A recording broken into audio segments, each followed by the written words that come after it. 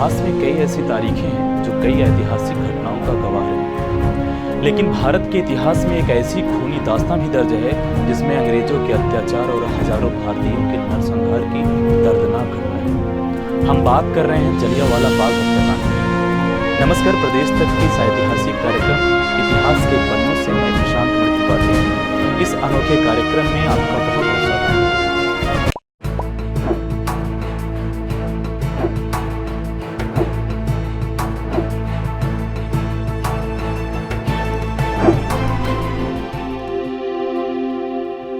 भारतीय इतिहास में 13 अप्रैल का वो खौफनाक दिन काले अध्याय के तौर पर दर्ज है, जिसे 104 वर्ष बाद कोई भारतीय आज तक नहीं भूल पाया है। जलियांवाला बाग हत्याकांड भारतीय इतिहास में एक कलंकित घटना है। यहाँ ब्रिटिश हुकूमत ने जो नरसंहार किया था वो मानवता के इतिहास की सबसे क्रूरतम घटनाओं में से एक है। आज 13 अप्रैल है। आज ही के दिन साल 1919 को जलियांवाला बाग हत्याकांड हुआ था। ऐसा हत्याकांड जिसका जब भी जिक्र होता है तो हर भारतीय की आंखें नम हो जाती है, साथ ही साथ क्रोध से भी भर जाते हैं। दरअसल इस दिन आजाद भारत का सपना देखने वाले लगभग 15,000 लोगों को अंग्रेजों के खिलाफ विद्रोह की ज्वालामुखी भरे हुए बैसाखी के पावन पर्व पर पंजाब के अमृतसर जिले में ऐतिहासिक स्वर्ण मंदिर के नजदीक जलियांवाला बाग में रॉलेट एक्ट के खिलाफ एक शांतिपूर्ण सभा के लिए जमा हुए हजारों भारतीयों पर अंग्रेज हुक्मरान जनरल डायर ने अंधाधुंध गोलियां बरसाई थी, जिसमें अनेक निर्दोष और निहत्थे लोग मारे गए थे। आज हम आपको बता रहे हैं कि जलियांवाला बाग अमृतसर के स्वर्ण मंदिर के पास खुले आसमान के नीचे चारों ओर से दीवार से घिरा एक छोटा सा बगीचा है। इसके अंदर मात्र एक कुआं है और बाकी का पूरा बगीचा अंदर से सपाट मैदानी है और इसी कारण यहाँ छुपने के लिए कुछ भी नहीं है। इसी का फायदा उठाते हुए British brigadier general Reginald Dyer ने सैकड़ों अंग्रेज सिपाहियों ने इस पार्क को चारों ओर से घेर लिया। इस पार्क से बाहर निकलने के लिए एक संकरा सा रास्ता था, इसे भी अंग्रेज सिपाहियों ने बंद कर दिया। जनरल डायर ने बगीचे को दीवारों पर अपने सैनिकों को चढ़ा दिया। बैठक में मौजूद भारतीय लोग जब तक कुछ समझ पाते उससे पहले ही जनरल डायर ने फायर की आवाज लगाई।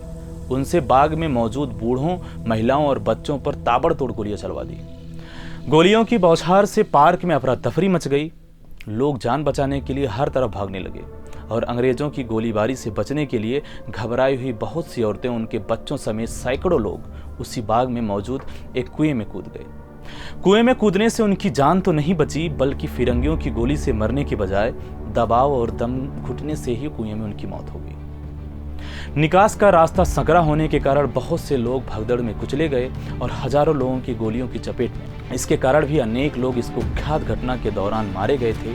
कुछ इतिहासकारों का तो ये भी कहना है कि जलियांवाला बाग में जनरल डायर ने जो खून की होली खेली वो किसी तात्कालिक वजह से नहीं किया गया था, बल्कि बेहद सोच समझकर इस नरसंहार को अंजाम दिया गया था। दरअसल जब लोग रॉलेट एक्ट के विरुद्ध प्रदर्शन कर रहे थे, 9 अप्रैल 1919 को दो राष्ट्रवादी नेताओं सैफुद्दीन किचलू और डॉक्टर सत्यपाल को ब्रिटिश सरकार द्वारा गिरफ्तार कर लिया गया था। परिणाम स्वरूप भारतीयों का एक बड़े वर्ग का ब्रिटिश राज के खिलाफ गुस्सा फूटा था। फिर अगले ही दिन 10 अप्रैल 1919 को लोग सत्याग्रहियों पर गोली चलाने तथा राष्ट्रवादी नेताओं को जबरन पंजाब से बाहर भेजने का विरोध कर रहे थे। आखिरकार यह विरोध हिंसक हो गया और इस हिंसा के दौरान कुछ अंग्रेज भी मारे गए थे। इस उपद्रव को शांत करने के लिए क्षेत्र में मार्शल कानून लागू किया गया और स्थिति से निपटने की जिम्मेदारी एक ब्रिटिश सैन्य अधिकारी जनरल डायर को सौंपी गई। कई इतिहासकारों ने इस बात की चर्चा की है कि 13 अप्रैल 1919 को पंजाब के जलियांवाला बाग में जनरल डायर ने जो कहर बरसाया, उसके पीछे 10 अप्रैल 1919 को अमृतसर में हिंसक प्रदर्शन और अंग्रेज औरतों पर हमले रहे। आपको बता दें, 13 अप्रैल को लोगों का एक समूह बैसाखी मनाने के लिए अमृतसर के जलियांवाला बाग में एकत्रित हुआ था। इसी स्थल पर कुछ स्थानीय नेताओं ने भी विरोध सभा का आयोजन किया था। जैसे ही पंजाब की अंग्रेजी प्रशासन को यह खबर मिली कि 13 अप्रैल को बैसाखी के दिन आंदोलनकारी जलियांवाला बाग में जमा हो रहे हैं, तो प्रशासन ने उन्हें सबक सिखाने की ठान ली। एक दिन पहले ही मार्शल लॉ की घोषणा हो चुकी थी। पंजाब के प्रशासक ने अतिरिक्त सैनिक टुकड़ी बुलवा ली थी। जलियांवाला बाग में जनरल डायर ने इस सभा में मौजूद लगभग 10-15 हजार आंदोलनकारियों को सरकारी आदेश की अवहेलना मानकर बिना किसी पूर्व चेतावनी के वहां जमा लोगों पर गोलियां चलवा दी। जलियांवाला बाग में जमा लोगों की भीड़ पर 10 मिनट तक कुल 1650 राउंड गोलियां चली। ब्रिटिश सरकार के रिकॉर्ड के अनुसार इस नरसंहार में कर्नल रेजिनाल्ड डायर द्वारा आदेशित अंधाधुंध गोलीबारी में पुरुषों, महिलाओं और बच्चों सहित 400 लोग मारे गए थे, जबकि 1200 लोग घायल हुए थे। अमृतसर के डिप्टी कमिश्नर कार्यालय में 484 शहीदों की सूची है, जबकि जलियांवाला बाग में कुल 388 शहीदों की सूची है। आंकड़े के अनुसार यहाँ 1000 से भी ज्यादा लोग मारे गए थे और तकरीबन 3-4 हजार लोग बुरी तरह घायल थे। इस बर्बरता ने भारत में ब्रिटिश राज की नींव हिला दी।